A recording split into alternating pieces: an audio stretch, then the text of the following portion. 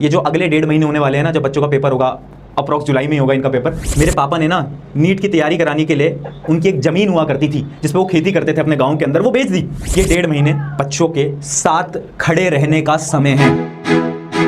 एक ईमेल आया एक बच्चे का, वो बच्चा जो कि कोटा से तैयारी कर रहा था, उसका सेकंड ड्रॉप चल रहा था, एक ऑफलाइन इंस्टीट्यूट से तैयारी कर रहा है, बिहार का रहने वाला बच्चा है।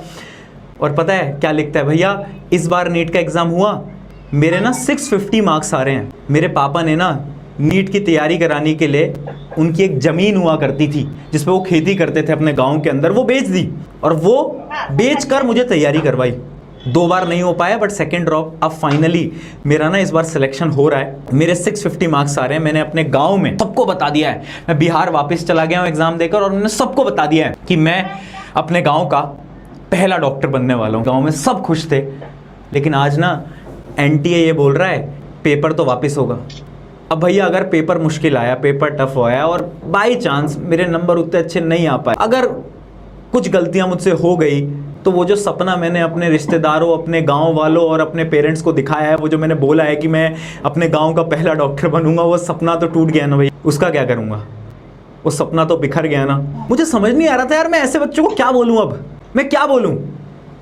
हाँ मैं मान रहा हूं कि NTA ने एक चीज अच्छी करी है कि ठीक है री एग्जाम करवा रहे हैं, री एग्जाम करवाएंगे और वो भी फ्री ऑफ कॉस्ट करा रहे हैं, बहुत अच्छी बात है, आपको वापस पैसा नहीं देना। बट मैं एक सच्चाई बताऊं तुम्हें, री एग्जाम की आज से कुछ साल पहले यानी 2015 के अंदर 10-11 साल पहले सेम सिचुएशन हुई थी। 3 मई को जो पेपर हुआ था वो लीक हो गया था और उसके बाद AMPMT ने बोला कि चलो कोई बात नहीं, पेपर वापस से कंडक्ट कराएंगे। जुलाई के अंदर पेपर वापस हुआ था, लेवल 10 टाइम्स ज्यादा था।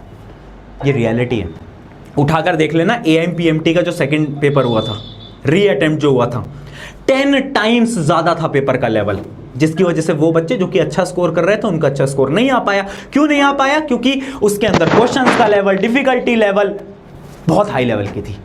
और वही चीज आज भी हो रही है। बहुत ज्यादा चांसेस हैं कि पेपर हार्ड आएगा। मैं डरा नहीं रहा हूं, मैं कुछ नहीं बोल रहा हूं, बट एक बच्चा जो कि अच्छा पेपर देकर गया, वो बच्चा जो कि खुश था, पढ़ाई, अब उसने बोला यार फाइनली मेरे जीवन से ये जो मैंने 2-3 साल कठिनाई में गुजारे हैं वो सारे दिन मेरे जाने वाले हैं और अब मैं फ्रीडम के साथ जीऊंगा, फ्रीडम के साथ जीऊंगी और अब मैं बाहर निकलूंगी। वो उसने पढ़ाई अब छोड़ दी है, उसका फ्लो खत्म हो गया है। अब उसको अचानक से एक दिन न्यूज मिलती है कि अरे पेपर तो वापस होगा, अब उसे वापस से अपनी प्रिपरेशन लगानी पड़ेगी और अगर पेपर टफ आ जाता है तो फिर वही कहानी।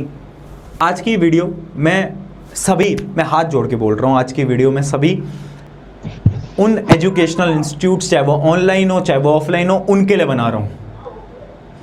और उनको मैं एक चीज़ बोलना चाहता हूँ, ये जो अगले 1.5 महीने होने वाले हैं ना, जब बच्चों का पेपर होगा, अप्रॉक्स जुलाई में ही होगा इनका पेपर, ये 1.5 महीने बच्चों के साथ खड़े रहने का समय है।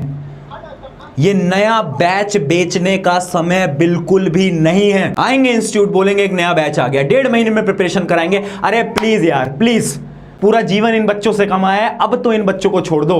अब नहीं, अगले 1.5 महीने नहीं, अगले 1.5 महीने प्लीज, अगले 1.5 महीने ना मैं दरख्वास्त कर रहा हूं सभी इंस्टीट्यूट से, स्पेशली ऑफलाइन ऑनलाइन जो भी हैं, आपके इंस्टीट्यूट में जो बच्चे इनरोल्ड हैं, अगले 1.5 महीने भी उनकी क्लासेस लगवाओ, प्लीज लगवाओ, और वो फ्री ऑफ कॉस्ट रखो। जो कि वो ऑलरेडी इनरोल्ड थे, अब उनसे कोई पैसा मत लो जब तक उनका नीट एग्जाम नहीं हो जाता। उनको सपोर्ट करो, उनको टफ क्वेश्चंस की प्रैक्टिस कराओ, इमोशनल सपोर्ट दो उनको। ये हमारी जिम्मेदारी है, हम एक शिक्षक हैं, ये हमारी जिम्मेदारी है, हम यहाँ इसलिए ही आए हैं। ये बात हमें याद रखनी पड़ेगी। अगर इस समय भी हमने इनका साथ नहीं दिया ना तो कोई फायदा नहीं है। फिर बंद कर दो ऐसे इंस्टीट्यूट, फिर बंद कर दो ये सारी चीजें, कोई फायदा नहीं है फिर।